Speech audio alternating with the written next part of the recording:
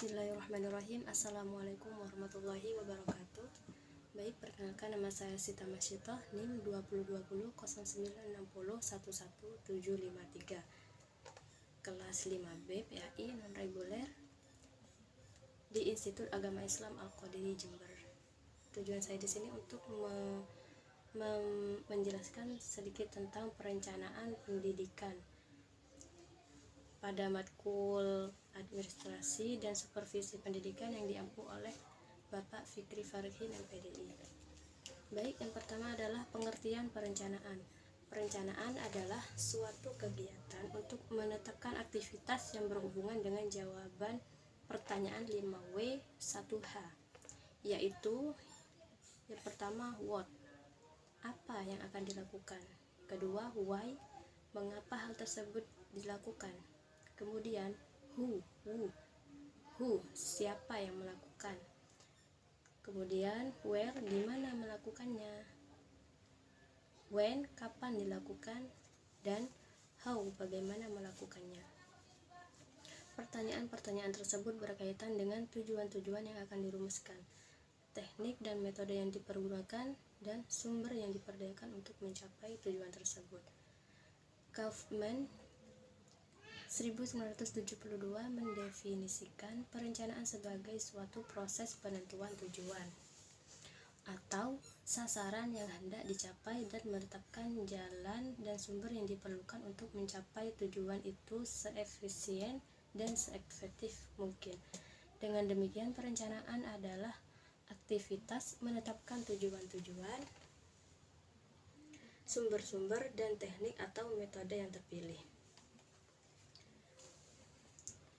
Kemudian Depdiknas 2006 mendefinisikan perencanaan pendidikan sebagai suatu proses penyusunan gambaran kegiatan pendidikan di masa depan dalam rangka untuk mencapai perubahan atau tujuan pendidikan yang telah ditetapkan. Pada definisi tersebut dinyatakan bahwa perencanaan ditujukan untuk merubah masa depan. Masa depan pendidikan yang diinginkan adalah pendidikan berkualitas yang disiasati secara terstruktur dan terprogram melalui perencanaan sejak awal, sehingga masa depan bukanlah hasil dari kebetulan semata. Demikian, perencanaan pendidikan adalah proses menetapkan keputusan yang berkaitan dengan tujuan-tujuan yang akan dicapai, sumber-sumber yang akan diberdayakan, dan teknis atau metode yang dipilih secara tepat untuk melaksanakan tindakan selama kurun waktu tertentu agar penyelenggaraan sistem pendidikan dapat dilaksanakan secara efektif, efisien, dan bermutu. Kemudian di sini tujuan perencanaan. Masa yang akan datang tidak dapat dideskripsikan secara pasti. Namun demikian, kita perlu mengestimasi kemungkinan yang akan terjadi di masa depan dengan membaca kecenderungannya di masa kini. Perencanaan yang terumus yang sedang terjadi dan memproyeksikan kecenderungan yang terjadi di masa depan memungkinkan perencanaan tersebut menjadi alat perubah yang memiliki tingkat kepastian tinggi dengan resiko yang minimal. Depdiknas 2006 menjelaskan bahwa perencanaan pendidikan di lingkup sekolah bertujuan untuk 1. Menjamin agar perubahan atau tujuan pendidikan yang telah ditetapkan dapat dicapai dengan tingkat kepastian yang tinggi dan risiko yang kecil. Yang kedua, mendukung koordinasi antar pelaku sekolah. Yang ketiga, menjamin terciptanya integrasi, sinkronisasi, dan sinergi baik antar pelaku sekolah, antar sekolah, dan dinamisi antara perencanaan, penganggaran, pelaksanaan, dan pengawasan. Yang keempat, yaitu untuk mengoptimalkan partisipasi warga sekolah dan masyarakat. Dan yang kelima, yaitu untuk menjamin tercapainya penggunaan sumber daya secara efisien, efektif, berkeadilan, dan berkelanjutan. Kemudian pendekatan perencanaan berdasarkan besaran organisasi perencanaan pendidikan memiliki skop dari ukuran mikro sekolah, meso atau kabupaten atau kota atau provinsi, dan makro yaitu dalam kurung nasional pada tiap jenis, jenjang, dan satuan pendidikan. Dalam perumusannya, perencanaan pendidikan dapat menggunakan pendekatan perencanaan tenaga kerja, pendekatan permintaan sosial, pendekatan nilai baik, dan pendekatan biaya efektivitas. 1. Pendekatan perencanaan tenaga kerja diarahkan agar tercipta lulusan yang memiliki skill yang dibutuhkan dunia kerja dan perkembangan zaman. Contoh, perencanaan pendidikan yang mengarah pada pendekatan tenaga kerja adalah program life skill di sekolah dan broad-based education. Yang kedua, pendekatan permintaan sosial, bahwa perencanaan pendidikan mengakomodasi aspirasi dan tuntutan yang berkembang di masyarakat dalam berbagai dimensi kehidupan seperti moral, sosial, ekonomi, dan lain-lain.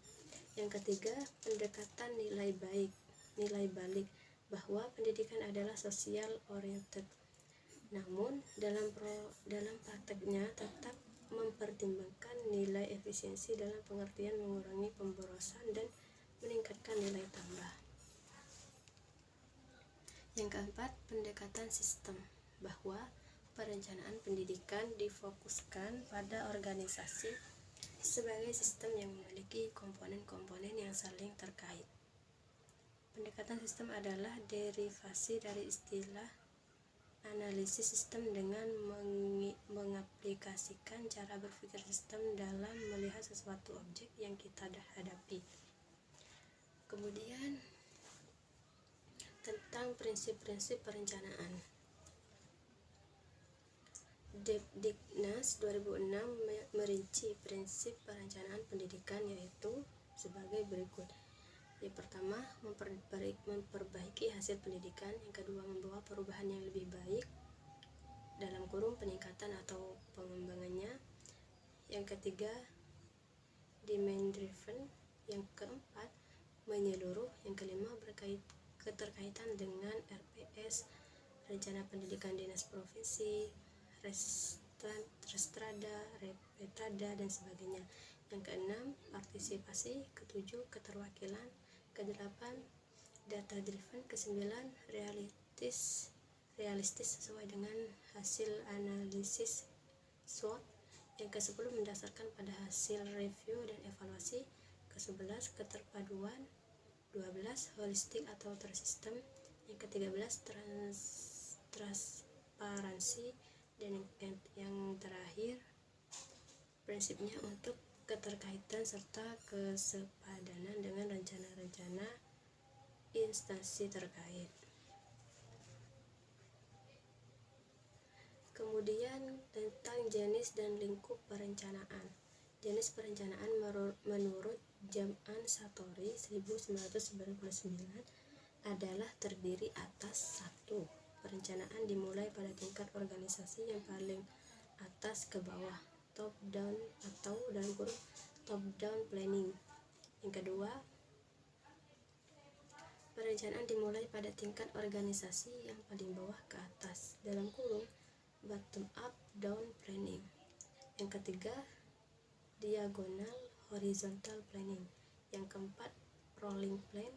Yang kelima, gabungan top down dan bottom up planning. Yang keenam, perencanaan strategis. Yang ketujuh, perencanaan operasional.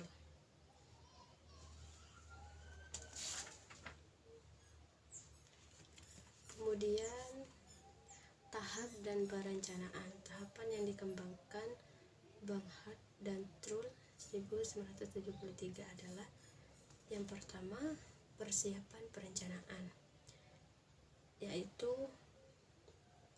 menentukan masalah perencanaan pendidikan, kemudian menganalisis masalah perencanaan, kemudian konsep dan desain perencanaan, kemudian evaluasi rencana, kemudian spesifikasi atau merumuskan rencana, kemudian implementasi rencana, dan yang terakhir balikan pelaksanaan rencana. Tahap Tahapan perencanaan yang disusun Tim Peningkatan Mutu SMP Depdiknas 2006 adalah sebagai berikut. 1. Melakukan analisis lingkungan strategis. 2. Melakukan analisis situasi untuk mengetahui status situasi pendidikan saat ini. Ketiga, memformulasikan pendidikan yang diharapkan di masa mendatang. Keempat, mencari kesenjangan antara butir 2 dan 3. Yang kelima, berdasarkan hasil butir 4 disusunlah rencana strategis dan rencana operasional. Keenam, melaksanakan rencana pengembangan pendidikan kabupaten atau kota. Yang ketujuh, melakukan pemantauan terhadap pelaksanaan rencana dan melakukan evaluasi terhadap hasil rencana pendidikan.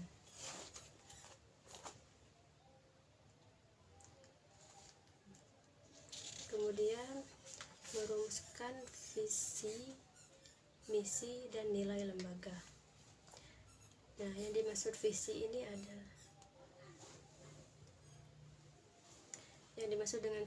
adalah gambaran masa depan yang ideal yang dibentuk anggota organisasi berdasarkan visi pribadi atau individu. Kemudian misi merupakan rumusan umum mengenai tindakan atau upaya-upaya yang akan dilaksanakan untuk mewujudkan visi. Kemudian nilai menjelaskan bagaimana cara kita melakukan tugas masing-masing untuk mencapai misi organisasi. Baik, sekian dari saya. Mohon maaf jika ada kesalahan atau kekurangan dari penjelasan atau ucapan saya. Wabillahi taufiq wal hidayah. Assalamualaikum warahmatullahi wabarakatuh.